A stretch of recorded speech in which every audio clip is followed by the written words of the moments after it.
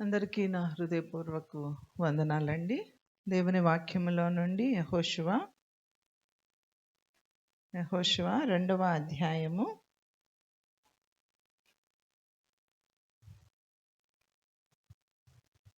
ఇక్కడ మనందరికీ తెలిసినటువంటి వాక్య భాగమే రాహాబు యొక్క జీవితం ఏంటి? ఎవరు రాహాబు? ఎవరు కదా? రాహాబు ఎవరు అనగానే మనం చెప్పేది ఏంటి? వేశ్య. సో ఆ వేశ్యగా ఉన్నటువంటి ఆమె ఎందుకు బైబిల్లో తన పేరు వ్రాయబడింది? సో ఇక్కడ యెహోషువలోనే వ్రాయబడిందా, ఇంకెక్కడన్నా వ్రాయబడిందా? యేసుక్రీస్తు వంశావళిలో వ్రాయబడింది కదా. ఆ జీనియాలజీలో ఒక వేశ్య పేరు మెన్షన్ చేయబడింది. సో ఇక్కడ మనకు అర్థమయ్యేది ఏంటంటే, దేవుని దగ్గర నీతిమంతుడు లేడు, ఒక్కడు లేడు. ఈ లోకంలో ఉన్న ప్రతి ఒక్కరూ కూడా పాపులే. యాక్సెప్ట్ చేస్తారా? నేను పాపిని అని యాక్సెప్ట్ చేస్తారా? మనం ఎంత మంచి వారమైనా, మనం ఎంత చక్కని వారమైనా, మనం పైకి ఎంత బాగా కనిపిస్తూ ఉన్నా, ఎన్నో మంచి కార్యాలు మనం చేసినా, ఎన్నో ఇలా నిలబడి బోధలు చేసినా, లేదా పాటలు పాడినా, సంఘములో ఒక ఉన్నతమైన స్థితిలో మనం ఉన్నా కానీ మనందరము కూడా ఎవరము? పాపులము. అయితే దేవుని యొక్క మహాకృపను బట్టి దేవుడు మనల్ని, ఆయన మన కొరకు పాపి అయి ఆయన ఈ లోకానికి వచ్చి మన తరపున మన శిక్షను ఆయన భరించి మనల్ని రిలీజ్ చేశారు. మనకి ఫ్రీడమ్ ఇచ్చారు, మనకి స్వస్థతనిచ్చారు, ఆత్మీయంగా మనకి స్వస్థతను అనుగ్రహించారు. కాబట్టి మనం ఈ రోజున ఇక్కడ కూర్చొని ప్రభువుని ఆరాధిస్తూ ఉన్నాము, ప్రభువుని స్తుతిస్తూ ఉన్నాము, ప్రభువులో మనము సంతోషంగా ఉన్నాము. అలానే రాహాబు ఒక వేశ్య. అయితే ఈ వేశ్య చేసిన వేశ్య లేదా ఆ యొక్క దేవుని దృష్టిలో తను ఎలా ఉంది అనేది మనం ఇక్కడ చూసినట్లయితే, ఆమె ఏం చేసిన, తను చేసిన ఒక మంచి పని తనని తన ఇంటి వారిని రక్షించింది. ఏం చేసింది చెప్పండి? వేగుల వారిని చేర్చుకుంది కదా. వేగుల వారిని చేర్చుకొని లోపల పెట్టింది. కానీ అక్కడ చిన్న అబద్ధం కూడా ఆడుతుంది. అక్కడ వచ్చి, ఇక్కడ నీ ఇంటికి వేగుల వారు వచ్చారు ఏరి అని అడిగితే ఏమంటది? అటే వెళ్ళిపోయారు, గేట్లు మూసేస్తారు, త్వరగా వెళ్ళండి అని చెప్పేసి వాళ్ళని డీవియేట్ చేసేసి పంపించేస్తుంది. అయితే ఇక్కడ ఆమె చేసినటువంటి అలాగా చేయడానికి రీజన్ ఏంటి అంటే, ఆమె ఎవరి ద్వారానో వింది ఇశ్రాయేలీల ప్రజల యొక్క దేవుడు ఎంత మహాశక్తి కలిగిన దేవుడో, ఆయన ఎంత గొప్ప దేవుడో, వారి పట్ల ఆయన ఎలాంటి అద్భుత కార్యాలు చేశారో, వారిని ఆయన ఎంత ప్రేమిస్తున్నారు అనేది ఆ మాట ఆ చెవిన పడి అలాగా ఆ మాట జనరల్గా గాసిప్ అనేది ఎక్కువగా ప్రాగుతూ ఉంటుంది కదా. కానీ ఇక్కడ ఆ దినాలలో సోషల్ మీడియా ఏమైనా ఉందా? లేదు కదా. మాట ఒకరి నోటి నుండి ఇంకొకరి నుండి ఇంకొకరికి పాకినటువంటి మాట తన చెవిన పడింది. తను దేవుని యొక్క మహాశక్తిని గూర్చి తను వింది, తను విశ్వసించింది. దేవుడు ఈ ప్రాంతాన్ని ఎవరికి ఇవ్వబోతూ ఉన్నాడు? ఇశ్రాయేలీయుల ప్రజలకు ఇవ్వబోతూ ఉన్నాడు. ఈ ప్రాంతాన్ని చూసుకుంటాకి వాళ్ళు వచ్చారు.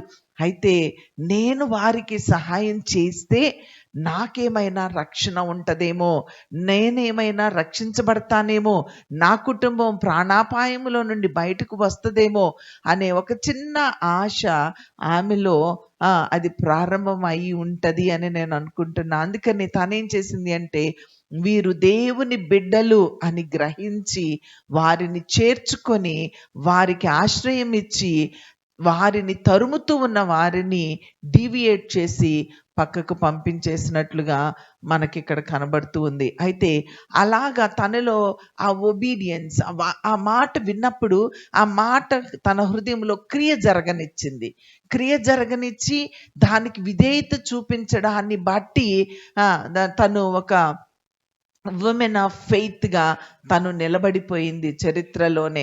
కాబట్టి విశ్వాస వీరులుగా మనం ఉండాలి. ఎన్నో వాక్యాలు వింటాము, ఎంతో వాక్యం మనకి తెలుసు, ఎన్నో అద్భుత కార్యాలు దేవుడు ఇశ్రాయేలీయుల ప్రజల పక్షంగా నిలవబడి చేసిన అద్భుత కార్యాలు మనకి తెలుసు. అలానే మన జీవితంలో ఆయన అంచెలంచెలుగా చేస్తూ ఉన్న ఆయన యొక్క మహా కృపను బట్టి మనకు చూపుతూ ఉన్న, అది పాపులమైన మనకి ఆయన చూపుతున్న ఆ కృప ఏంటో నిత్యము మనము అనుభవిస్తూనే ఉన్నాము. అయితే ఒక విమెన్ ఆఫ్ ఫెయిత్గా, మ్యాన్ ఆఫ్ ఫెయిత్గా నిలబడిపోయారా? ఆ ఫెయిత్ అనేది నిన్ను, నీ ఇంటి వారిని రక్షించగలిగిందా? ఆ ఫెయిత్ అనేది మరి నీకు రెస్టరేషన్ని ఇచ్చిందా? నీకు ఆ యొక్క పాపము నుండి లేదా ఆ శాపము నుండి, ఆ యొక్క ఉగ్రత నుండి విడుదల నీకు కలుగ చేసిందా? నీ కుటుంబాన్ని రక్షించగలిగిందా?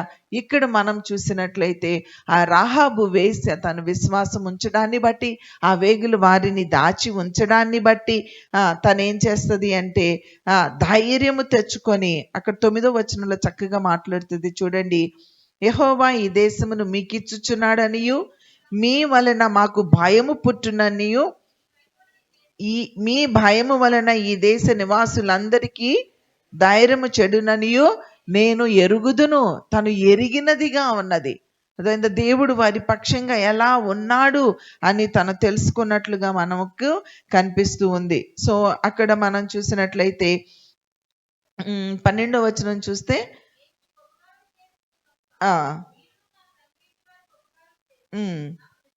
లేదా 11 నుంచి ఒకసారి చూద్దాము. మేము వినినప్పుడు మా గుండెలు కరిగిపోయెను. మీ దేవుడైన యెహోవా పైన ఆకాశమందును క్రింద భూమి అందును దేవుడే. పైన ఆకాశమందు క్రింద భూమి అందు దేవుడే. మీ ఎదుట ఎట్టి మనుషులకైనాను ధైర్యం ఏమాత్రము ఉండదు. మీ ఎదుట ఏ మనుషులకి ధైర్యం ఉండదు. అంటే మీరే ధైర్యవంతులు.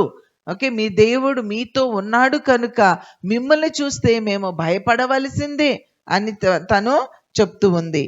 నేను మీకు ఉపకారం చేసి తిను గనుక మీరు నా తండ్రి ఇంటికి ఉపకారం చేసి నాకు నిజమైన ఆనవాళ్ళు దయచేయండి అని తను మొరపెట్టుకుంటూ ఉంది. చూసారా, దేవుణ్ణి కలిగిన ప్రజలు ఎలా ఉంటారు, ఎలాంటి ధైర్యవంతులుగా ఉండాలి. అనేక మారులు క్రైస్తవులలో ఈ దినాలలో చూస్తే చాలా లోగా అయిపోతున్నారు, చాలా బలహీనంగా అయిపోతున్నారు, చాలా ఒంటరిగా అయిపోతున్నారు, చాలా డిప్రెషన్లోకి వెళ్ళిపోతున్నారు, చాలా దిగులులోనికి వెళ్ళిపోతున్నారు, అవిశ్వాసములోనికి వెళ్ళిపోతున్నారు, భయపడుతూ ఉన్నారు, ఫ్యూచర్ గురించి భయపడుతూ ఉన్నారు, బిడ్డల ఫ్యూచర్ గురించి భయపడుతూ ఉన్నారు. ఇలాగా చూస్తూ ఉంటే చాలా క్రీస్తును ఎరిగిన వారుగా ఉండి, ఆయన చేసిన మహత్కార్యములను తెలిసిన వారుగా, చూసిన వారుగా, అనుభవించిన వారుగా ఉండి కూడా పరిస్థితులకి కదిలిపోతూ ఉన్నటువంటి వారుగా ఉన్నారు. కాబట్టి కదిలిపోక క్రైస్తవుడా కదిలిపోవద్దని ఒక పాట ఉంటుంది. కాబట్టి కదలవద్దు.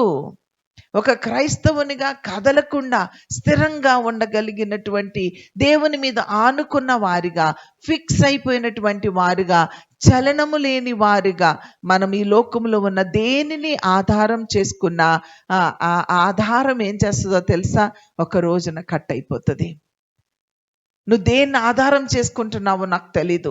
ఓకే, దీని మీద ఆధారం చేసుకుంటే, దీన్ని ఆధారం చేసుకుంటే, ఈ వ్యక్తిని ఆధారం చేసుకుంటే నేను హ్యాపీగా ఉండగలుగుతాను, నేను సౌఖ్యంగా ఉండగలుగుతాను, నేను సుఖంగా ఉండగలుగుతాను, నాకు ఏ లోటు ఉండదు, కాబట్టి వీరిని ఆధారం చేసుకుంటాను, ఈ సోర్స్ని ఆధారం చేసుకుంటాను, నా ఉద్యోగాన్ని ఆధారం చేసుకుంటాను, లేకపోతే ఏదో మీకున్న దానిని ఆధారం చేసుకొని మీరు ధైర్యంగా ముందుకు వెళ్తే ఒక రోజున అవన్నీ కట్ అయిపోతాయి.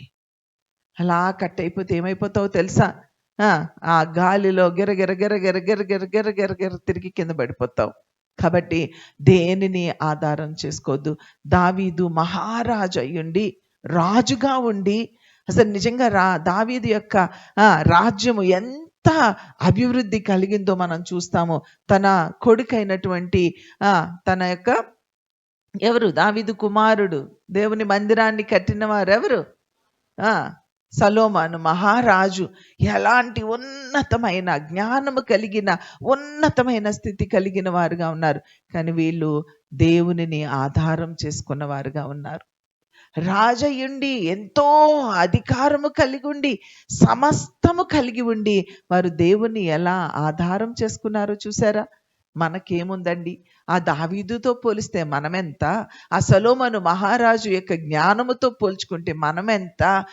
మనం ఎంత విర్రవీగిపోతూ ఉంటామో, ఎంత గర్విష్ఠులమైపోతూ ఉంటామో, మన స్థితిని చూసి మనము గర్వంగా అయిపోతూ ఉంటాం. ఈ దినాలలో నేనైతే బాగా నలుగుతూ ఉన్నాను. ఎందుకు అంటే ఎలాంటి స్థితి నుంచి దేవుడు నన్ను ఏ స్థితికి లేవనెత్తాడు, ఆ లేవనెత్తిన స్థితిలో నేను కంపేర్ చేసుకున్నాను.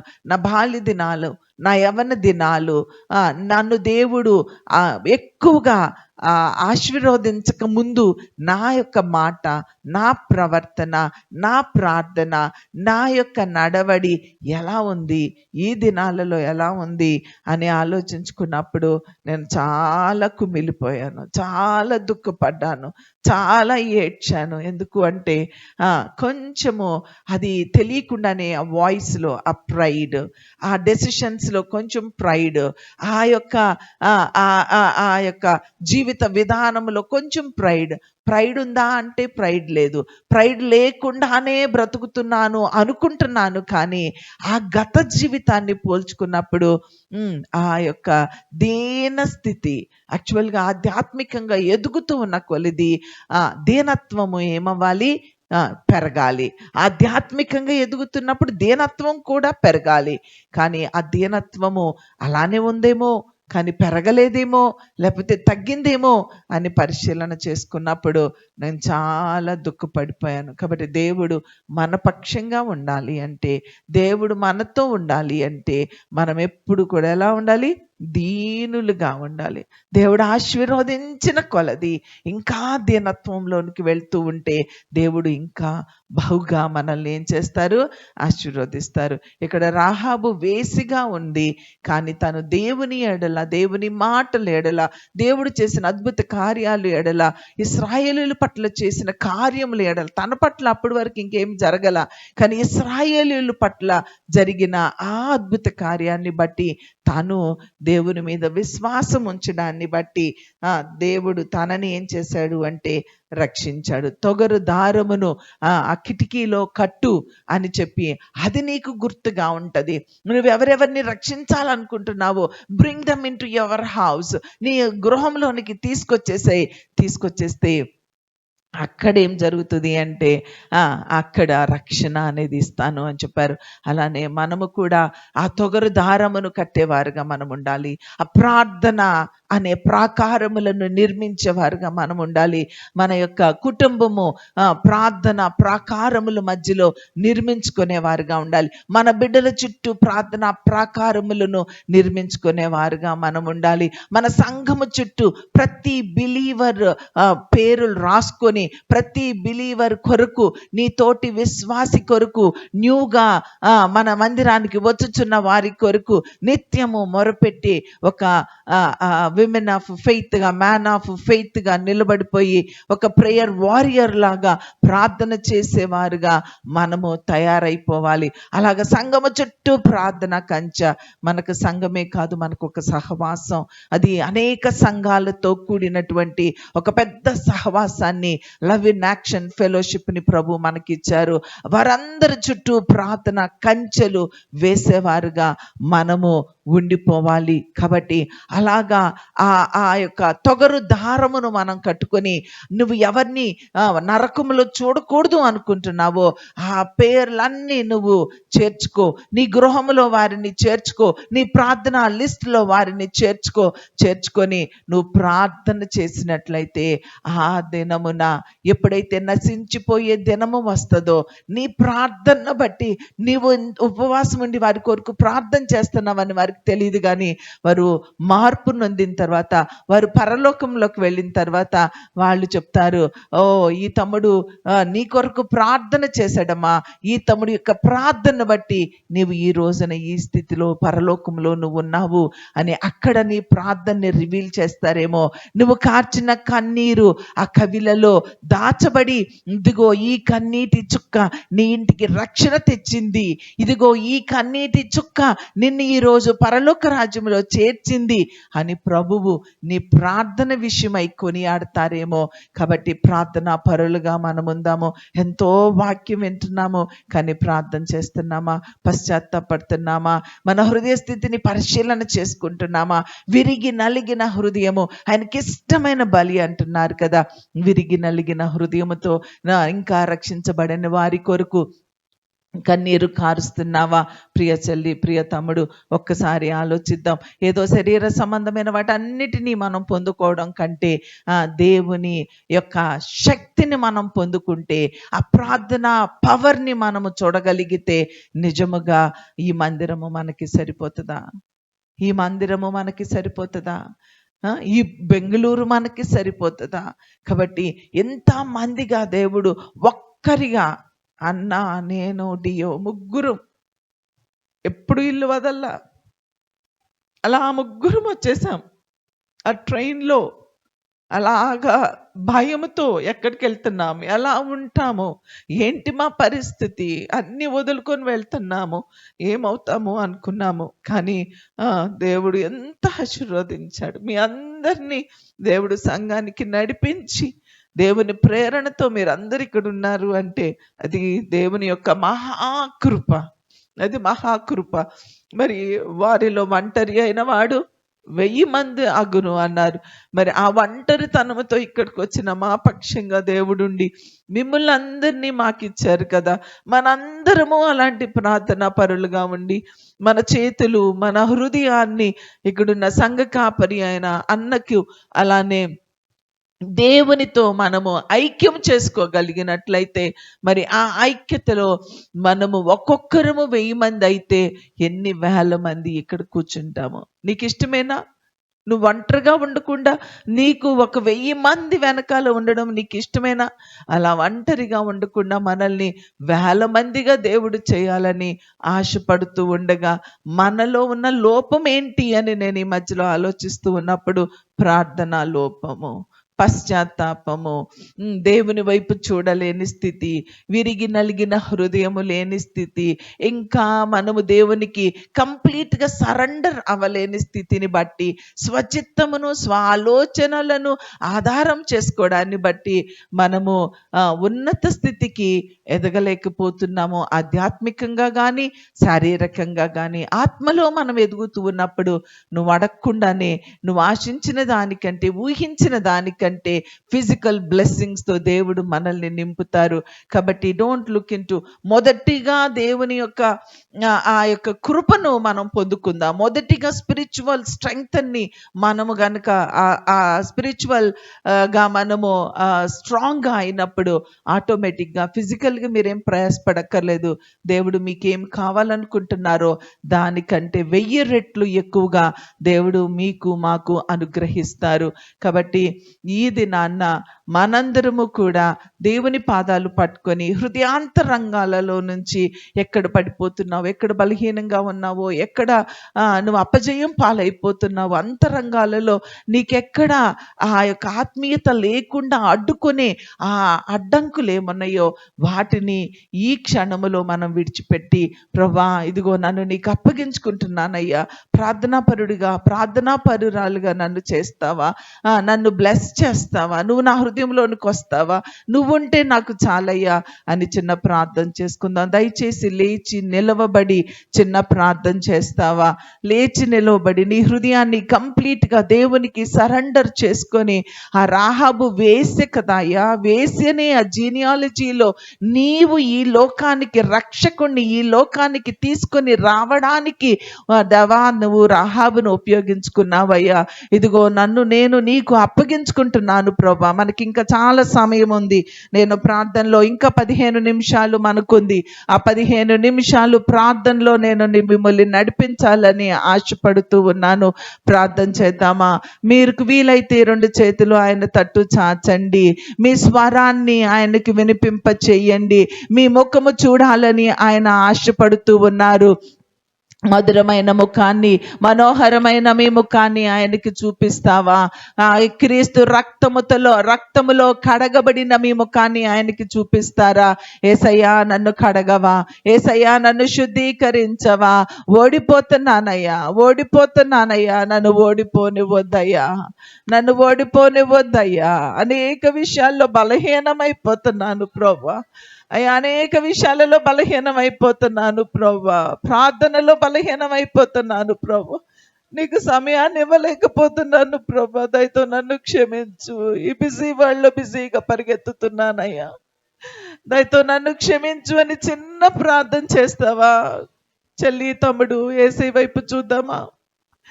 దేవా నన్ను కరుణించు అని అడుగుతావా? దేవుని జీవాత్మ నన్ను దర్శించు అని అడుగుతావా? నన్ను దాటి వెళ్ళిపోవద్దు నానా అని ప్రార్థన చేస్తావా? ప్రార్థన చేద్దామా? హృదయాంతరంగాలలో నుంచి ప్రార్థన చేద్దామమ్మా. హృదయాంతరంగాలలో నుంచి ప్రార్థన చేద్దాము. పశ్చాత్తాపంతో ప్రార్థన చేద్దాము. నిజమైన పశ్చాత్తాపంతో ప్రార్థన చేద్దామా? దేవుని జీవాత్మ మా మీదకి రానివయ్యా. దేవుని జీవాత్మ మా మీదకి రానివయ్యా. మమ్మల్ని దాటి వెళ్ళిపోవద్దు నాన్న, నన్ను దాటి వెళ్ళిపోవద్దు ఏసయ్యా. ఏసయ్యా చిన్న కేక వేద్దాము. ఎక్కడ ఓడిపోతున్నావో నాన్న, ఎక్కడ ఓడిపోతున్నావు? దేవుడు నీ పక్షంగా ఉన్నాడు, నిన్ను ప్రేమిస్తున్నాడు. ఆయన నిన్ను ప్రేమిస్తూ ఉన్నాడు. అందుకే మనం ప్రార్థన చేయడానికి ఆయన సమయాన్ని ఇస్తూ ఉన్నారు. మన హృదయాలు సరి చేసుకుందామా?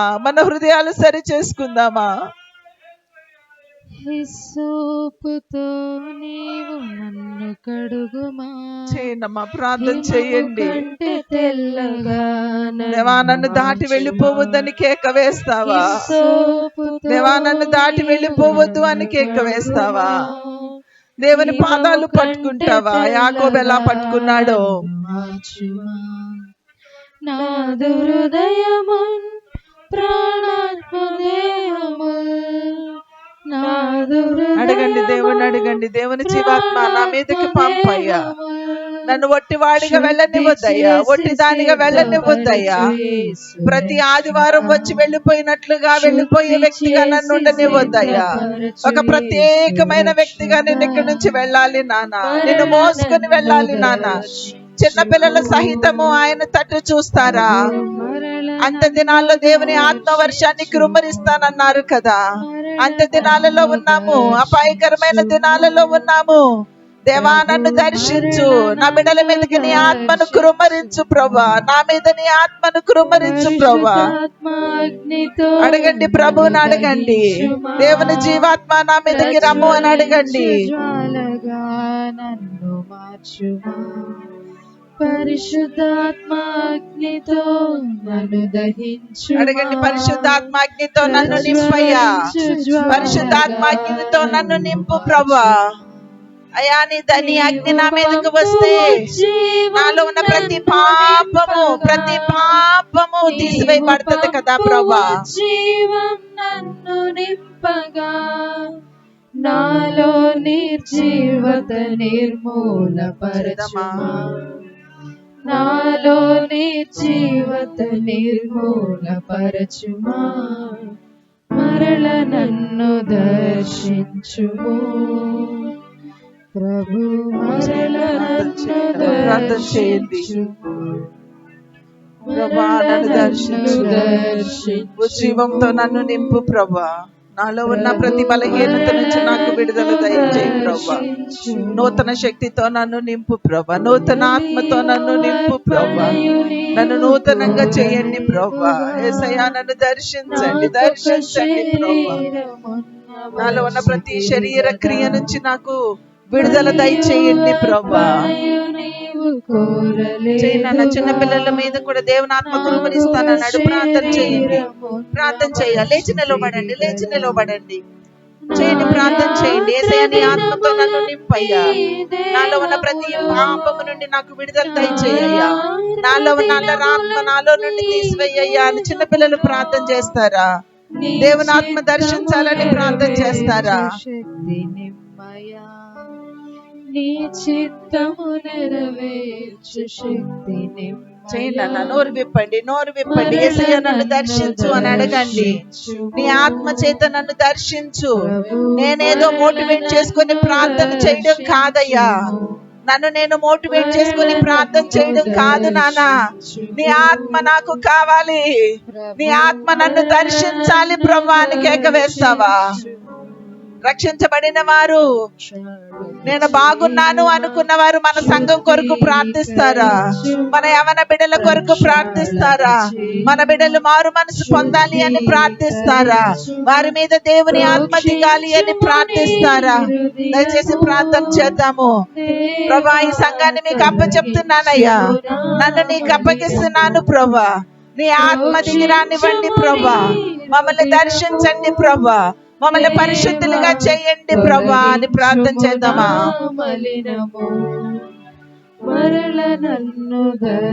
మరలా నన్ను దర్శించు. గట్టిగా పాడండి అమ్మ, కొంచెం గట్టిగా పాడండి. మరలా నన్ను దర్శించు ప్రభా. రెండు చేతులు పైకెత్తి నన్ను దర్శించయ్యా. మరలా నన్ను దర్శించయ్యా. అయ్యా, రక్షించబడిన దినాలలో నన్ను దర్శించావు. ఆ ఆత్మను నేను పోగొట్టుకున్నాను. ఆ పరిశుద్ధ ఆత్మ నేను పోగొట్టుకున్నాను అయ్యా. ఆ ఓపికను నేను పోగొట్టుకున్నాను. ఆ పశ్చాత్తాపాన్ని పోగొట్టుకున్నాను ప్రభా. అయ్యా, నన్ను నింపయ్యా. నన్ను వేవేలకు తల్లిగా చెయ్యయ్యా. నన్ను వేవేలకి తండ్రిగా చెయ్యయ్యా. నీ కోసం బ్రతుకుతానయ్యా. నీ కోసం బ్రతుకుతానయ్యా. ఒంటరిగా మిగిలిపోనివద్దయ్యా. ఇదిగో నన్ను నీకు అప్పగించుకుంటున్నాను నాన్న. నేను అప్పగించుకుంటున్నాను. నీ కోసమే బ్రతుకుతా. నీ రాజ్యాన్ని కడతా. నశించిపోతున్న ఆత్మల పట్ల నేను భారము కలిగి ఉంటానయ్యా. ప్రార్థన ఆత్మ నా మీదకి పంపించు ప్రభా. బాధ్యత కలిగిన ఆత్మ నా మీదకి పంపించు ప్రభా. అయ్యా, నన్ను వాడుకోవా. నన్ను వాడుకోవా. నన్ను వాడుకోవా. అడుగుతావా? దేవుడు నిన్ను వాడుకోబోతూ ఉన్నాడు నాన్న. దేవుడు నిన్ను వాడుకోబోతూ ఉన్నాడు. అనేకులకు తల్లిగా తండ్రిగా చేయబోతూ ఉన్నాడు. సమర్పించుకుందామా? ప్రభువుకు సమర్పించుకుందామా? హిస్సోపుతో నన్ను కడుగు ప్రభువా. హిస్సోపుతో నన్ను కడుగు ప్రభువా. హిమము కంటే నన్ను తెల్లగా చేయవా అని చిన్న ప్రార్థన చేస్తావా? శరీర క్రియలన్నీయో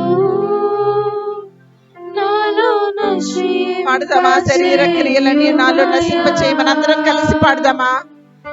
శరీర క్రియలన్నీయో పాడండి, అందరూ పాడదాము. రెండు చేతులు పైకెత్తి అయ్యా, శరీర క్రియలన్నీ నాలో నశింప చేయవా ప్రభువా.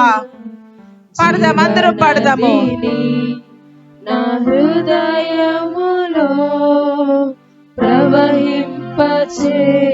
స్వరమెత్తి పాడదామా? స్వరమెత్తి పాడదామా? జీవనదిని నా హృదయంలో ప్రవహింపచేయ్యా. గట్టిగా స్వరమెత్తి. ఆయన ఇప్పుడే జీవనదిని నీ హృదయంలో ప్రవహింప చేయబోతూ ఉన్నారు. స్వరమెత్తి పాడదామా? గట్టిగా పాడదామా? బలము ప్రసాదించుము. బలహీన దేవుని జీవాత్మ మా మీదకి రండి. దేవుని జీవాత్మ మమ్మల్ని దర్శించండి. బలము ప్రసాదించయ్యా. దర్శించండి అయ్యా. మా సంఘాన్ని దర్శించండి అయ్యా. మా బిడ్డల్ని దర్శించండి అయ్యా. నీ ఆత్మను ఆయన ప్రవహింప చేయండి అయ్యా. నీ ఆత్మ ప్రవహింప చేయండి. ప్రతి బిడ్డని దర్శించు నానా. నానా, నీ పాదాలు పట్టుకుంటున్నామయ్యా. నీ పాదాలు పట్టుకుంటున్నామయ్యా. మా సంఘాన్ని దాటి వెళ్ళిపోవద్దు. మమ్మల్ని దాటి వెళ్ళిపోవద్దు. ఆత్మీయ వరములతో నన్ను అడగండి. ఆత్మీయ వరాలతో నన్ను నింపు. ప్రభుని వేడుకోనండి. ఆత్మీయ వరాలతో నన్ను నింపమని. వరములతో స్వరమెత్తి అభిషేకం చేయుమయ్యా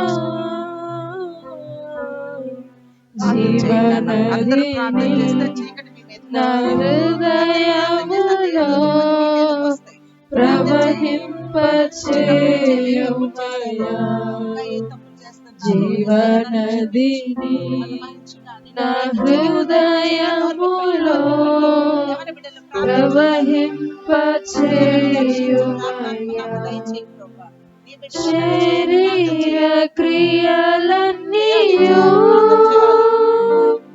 నాలో నశింపచేయుమయ్యా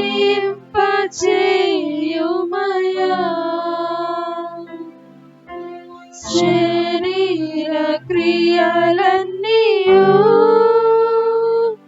నాలో నశింపచేయుమయ్యా జీవనదిని నా హృదయములో ప్రవహింపచేయుమయ్యా జీవనదిని నా హృదయములో ప్రవహింపచేయుమయ్యా. చేసుకుని ముగించుకుందాం. ప్రభా నాయన తండ్రి, ఈ దినం నా తండ్రి మాకు ఇచ్చిన మొదటి వర్తమానాన్ని బట్టి వందనాలు తండ్రి. ప్రభా అవునాయన తండ్రి, ప్రభా ఎండిన శరీరాలతో ఉంటున్నాము, ఎండిన ఎముకలతో ఉంటున్నాము, ఎండిపోయిన హృదయంతో ఉంటున్నాము, ఎండిపోయిన ఆత్మతో ఉంటున్నాం ప్రభా నాయన. అయ్యా ప్రభా నాయన, మరి నశించిపోతున్న ఆత్మ పట్ల కానీ అయ్యా మా బంధువుల్లోనే, మిత్రుల్లోనే, అయ్యా సహోద్యోగుల్లోనే, చుట్టుపక్కల ఇంకా నా ప్రభా మా సంఘంలోను, అయ్యా బయట, అయ్యా ఇంట అనేక చోట్ల నా ప్రభా ఎంతో మంది నశించిపోతున్నారు ప్రభా నాయన తండ్రి. అయ్యా వారి పట్ల నా తండ్రి భారం లేనటువంటి నా ప్రభా స్థితిలో మేము ఉంటున్నాము నాయన.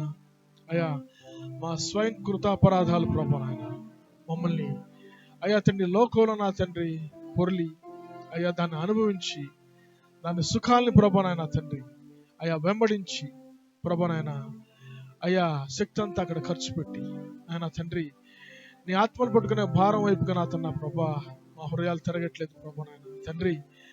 అయ్యా నా తండ్రి నా ప్రభా నీ రాకడ త్వరలో ఉంటుండగా అయ్యా మమ్మల్ని నా తండ్రి నా ప్రభా ధనాన్ని పట్టుకొని, విగ్రహాన్ని పట్టుకొని, అయ్యా మా బంధువుల్ని, బిడ్డల్ని, ఉద్యోగాల్ని పట్టుకొని, ఇంకా మా బలహీనతలు పట్టుకునే కాదు నాయన, మమ్మల్ని ఆత్మలు పట్టుకునే జాలర్లుగా మమ్మల్ని చేయండి ప్రభా నాయన.